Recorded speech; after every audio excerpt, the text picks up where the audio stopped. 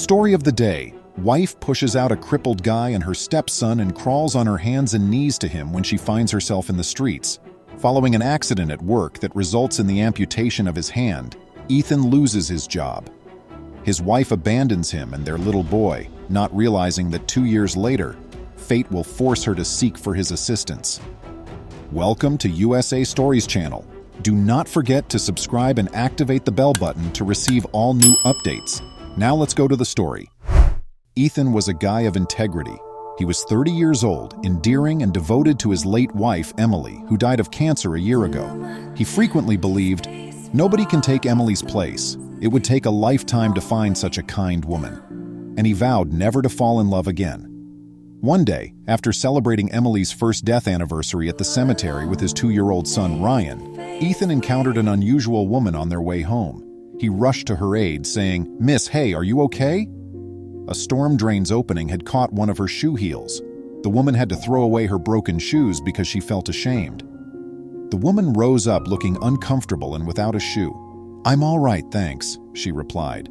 Ethan thought to himself, feeling sad for the poor woman. When you betray others, be prepared to be betrayed in return. He made a write-off offer. He identified himself at this point and found out that the woman, Pamela, was childless and divorced. She said, "Thanks for taking the time out for me," 10 minutes later. That's a big deal. She blushed and slammed the car door as she got down in front of her house. That was the last of it, Ethan thought, until he was ready to leave with his kid when Pamela showed up by his window with her contact information. Still flushing, she added, "Call me." Ethan had no clue where this would take him that fateful evening. He began seeing Pamela frequently. She enjoyed giving young Ryan cuddles and even assisted in watching him while Ethan went to work. He worked for a private furniture firm as a main carpenter. Ethan began to fall for Pamela gradually. Not only would she be the ideal bride, he thought, but she would also be his son's ideal stepmother. He thought, "My son needs a mom, and I cannot find anyone better than Pam." And a few months later, he promptly asked her to marry him. Not unexpectedly, she concurred. In a private ceremony, Ethan and Pamela exchanged vows. For 3 years, they had the happiest days of their lives, including a honeymoon with their kid. But Pamela asked for something odd only one day after celebrating their 3rd wedding anniversary. She needed an investor in order to launch her firm. She was unable to consider anyone else than Ethan for this. "Honey, I had an idea. How about we sell this house? By the conclusion of the following 2 quarters, I'm confident I'll have a great turnover and we can purchase a larger home. I swear to reimburse your funds," she informed Ethan. He took her word for it and had the papers ready right away. He put money into Pamela's business and sold his house. Then, oblivious to the impending storm in their life, he moved into her small house outside of town with his kid. Everything seemed to be going well until Pamela received a call about an incident from Ethan's office one day. "We are sorry, Mrs. Turner," the physician said to her when she hurried to the hospital. He had to amputate his right hand due to serious injuries. After that, Ethan was unable to function normally or go to work. To Pamela's dismay, despite having a prosthetic hand, he lost his job and was a homebody. For the first 3 months after the tragedy, she remained silent and adjusted, but eventually she could stand to watch Ethan do nothing. One day, she argued, "I have to cook, clean, and look after your annoying child. I also need to put money into this house after that. Which guy is in charge of this house, me or you? Instead of lounging around the house like a lazy moron, why don't you get a job soon?" Pamela's remarks demoralized Ethan. He fought, not expecting her to say this. "However, you pledged to give back the cash I gave you. Recall that I sold my home to you. After I receive my money back, I'm confident I'll be able to start anything fresh." It infuriated Pamela. When Ethan and his 5-year-old son Ryan came home from church 2 days later, their possessions had been thrown out. The home was locked and their baggage were outside. He found out that Pamela had ejected them from her home. "My home is being leased. Take your belongings and go, you and your son," she informed him. "But where are we going, Pam? I sold my house for you and we have nowhere—" Ethan let out a cry. She said, "It doesn't matter. It makes up for all the bother I had to go through to feed your foolish boy and you for 3 months. I want you to forget me and the home. I want to be happy and I got a lovely companion. Farewell, and please don't return. I will shortly give you the divorce documents." Walking away with his small boy, Ethan was sad. "Where shall we go, Jesus?" he sobbed. "We have nowhere to go and no one to help us." It began to rain as soon as the father and kid arrived at the nearby metro station to seek cover. People stopped and stared in disbelief as Ethan covered his kid in an old blanket and sobbed.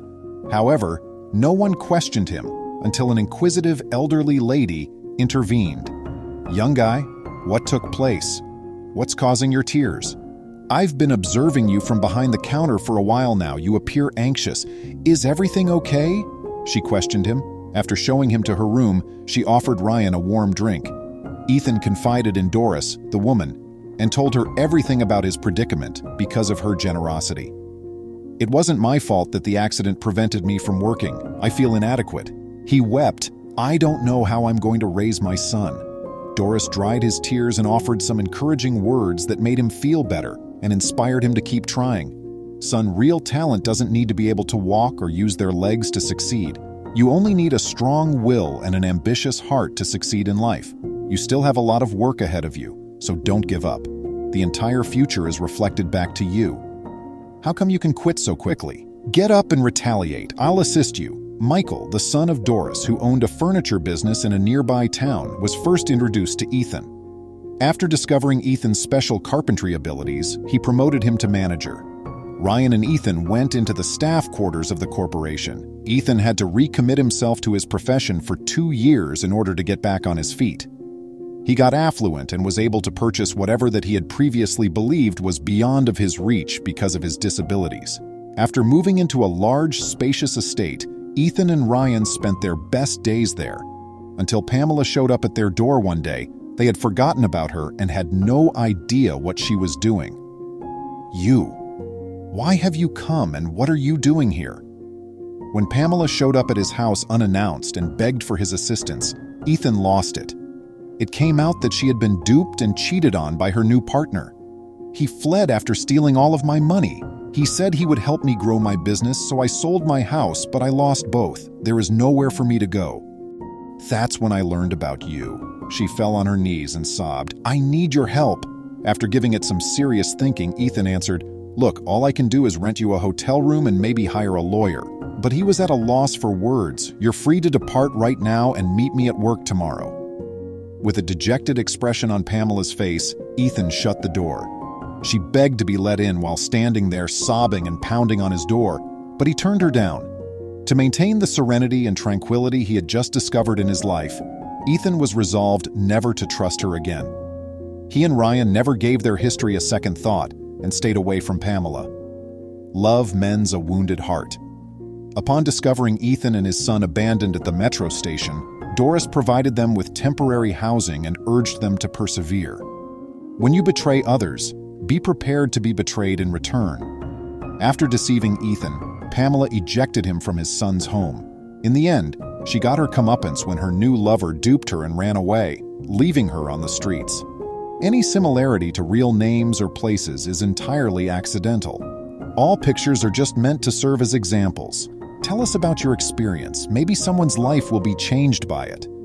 Should you wish to narrate your narrative, please remember to subscribe to our channel, give us a thumbs up, and turn on the notification bell so you won't miss any of our videos. If you enjoyed the tale, the next video that plays on your screen will probably move you too.